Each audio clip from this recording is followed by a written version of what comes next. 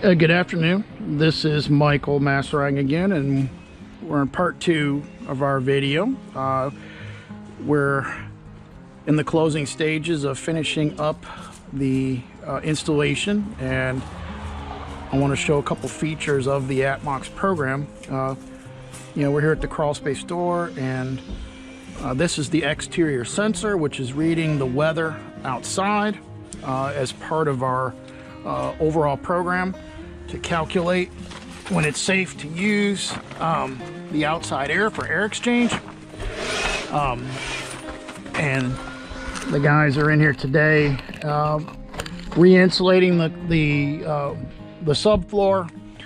We've put down a new contractor class white liner here. We have put in the Atmox program. We've cleaned the mold and re-insulated with eco-friendly, formaldehyde-free R19 fiberglass and hangers. And you can see, we've also gotten a clearance test from a licensed mold hygienist and air quality specialist, which is part of what we offer our customers, which is a lot different than most of the other companies out there. We want our customers to have that third-party clearance to, just to keep us honest, and also to provide that level of service so the customer knows that we got it all. We did not do a full encapsulation on this crawl space, as we previously discussed in the beginning. We've maintained how the house was built. The house was built as a vented crawl space. So what we've done is we've re-engineered the crawl space vents to be more effective. Most of the vents are blocked with foam board, insulation foam board, and expandable foam. And we have 4 points of access now where the air can be invited into the crawl space in a controlled way. The Atmox system has what we call the Atmox B-Box, and it is the central hub of the system. You can see here it's very easy to deploy all these quick connects. They've really done a nice job of re-engineering the system over the years, and these wires run to all the various sensors and fans that are part of this protocol. So we have the benefit of the outside air as we do today. Today is a December day. It's about 58 degrees outside, and the fans are running as they should be. Instead of running this dehumidifier is in the idle position right now. It's no need for it to be running, especially in the winter time when the dew points are lower and the temperatures are cooler. So this dehumidifier is here as a supplemental device, and it's only going to be called on when we have a really hot day outside, let's say in July, August, September, or we get a string of hot days where we cannot exchange with the outside air even at night. The system knows that, and it'll switch to an internal protocol where we run the dehumidifier. And in concert, see, this crawl space is really tight. We actually had to remove some of the ductwork to be able to get back in there and clean those areas. And you can see here we've reducted with flex duct. But on a tight crawl space, a dehumidifier is basically ineffective whether you're doing a vented crawl space or a sealed crawl space. It doesn't matter. The dehumidifier needs help dispersing the air. And in order to disperse that air by a factor of dew point, this is what we call a dead corner fan. And we've got 5 or 6 of these in this crawl space right now to move the air, whether it's the air we bring in from the curtain wall or it's the air from that dehumidifier. That air needs to be moved strategically to the other side of the crawl space and out our exhaust vents. So you can see how many of these encapsulation companies, they may call it a fix, but it's not really a fix.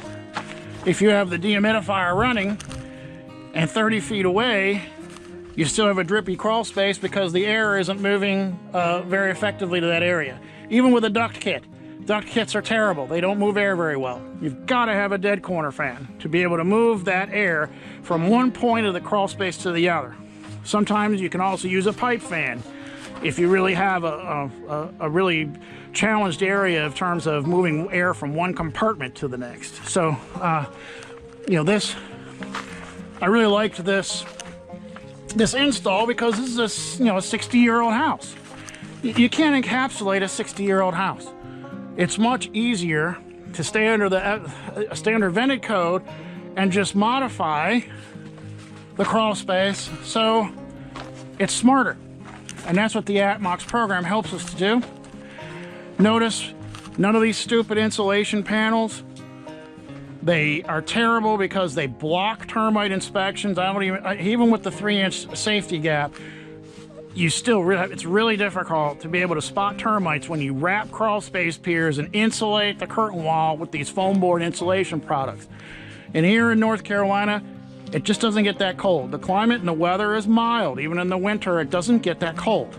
And so I think people have the impression, especially those moving down here from up north, that you have to pay for all this insulation. You don't. You insulate with R19 fiberglass just like it was built to do. And what that also does is it creates a sound barrier, something that there's an acoustic value to putting subfloor insulation back on the floor system. It's so important. Customers with sensitive hearing will complain. They can hear the shrinking and swelling of the ductwork and the floor system without that insulation there. It acts as a sound barrier as well as adding some insulative value. So you leave the curtain wall exposed. We can now do our termite inspections. There's no problem with the termite bonds. You know, our liner is installed, 100% soil coverage. We've got our sensors deployed. And, you know, the most important sensor package that we have is the wood moisture sensor. How can you gauge a crawl space if you don't have a wood moisture sensor? Wood moisture sensor is the most important reading that you're going to take on a crawl space. Relative humidity, which is how most of the companies gauge, does not tell you enough information to know whether to run the fans or the commercial dehumidifier. Having this piece of data from the outside sensor, the wood moisture sensor, and then the under the house sensor, which is over by the dehumidifier, gives us 3 pieces of data that are going to show us. It's going to drive this program to fire when it's needed, and only when it's needed only. So, you know, instead of running that dehumidifier 16 hours a day on a winter day like today and getting the wood moisture down to 2%, our wood moisture levels will stay between 6 to 10% in the winter. We're also going to put a sump alarm on this sump pump. This was an old sump pump that was left behind by another company that's no longer around.